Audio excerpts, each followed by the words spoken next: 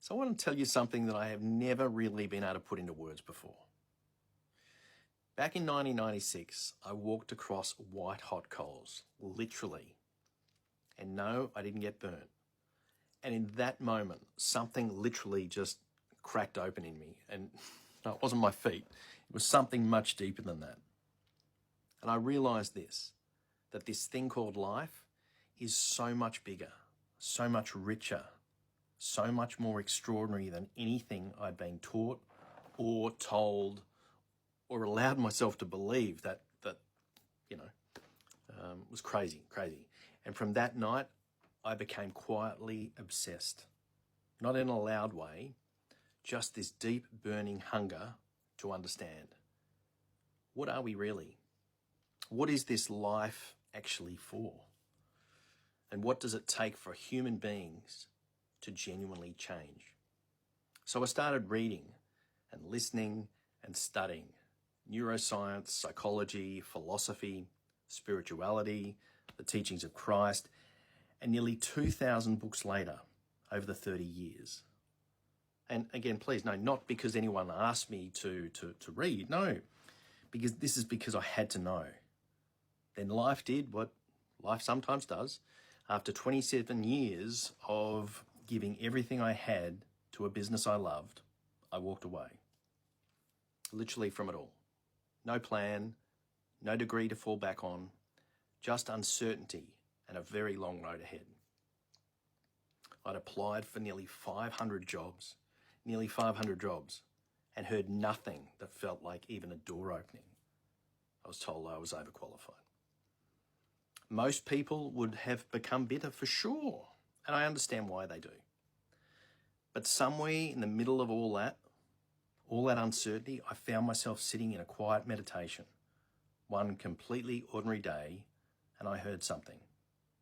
Not out loud, but clearer than anything I have ever heard in my life. It's time to minister.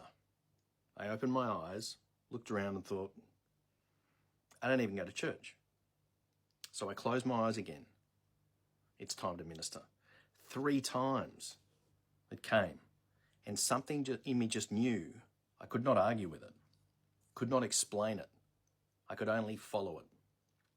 That led me through a global pandemic, through a counselling diploma, through school chaplaincy, through hundreds and then thousands of one-on-one conversations with people who were quietly suffering and did not know where else to turn.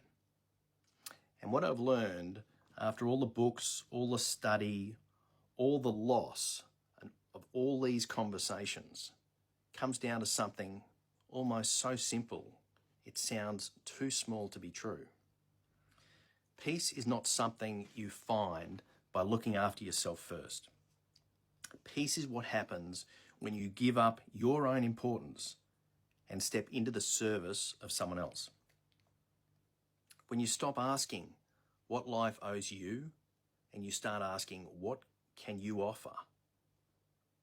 I know that sounds really simple. I know what it's like, put it this way, I know what it's like to lose everything you've built, to feel overlooked, uncertain, and unsure of what comes next. But I also know that sometimes the life you are made for simply cannot find you until the old one falls away. Every person who has ever sat across from me came in carrying something heavy. And every single one of them deserved to leave a little lighter than when they arrived.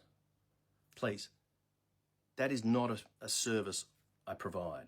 That's a privilege I get to be part of every single day. If you are carrying something heavy right now, if life feels like more than you can handle on your own, I want you to know that you do not have to figure it all out alone. One real conversation can start to change everything. Come and talk to me. I promise you, you will leave lighter than when you arrived.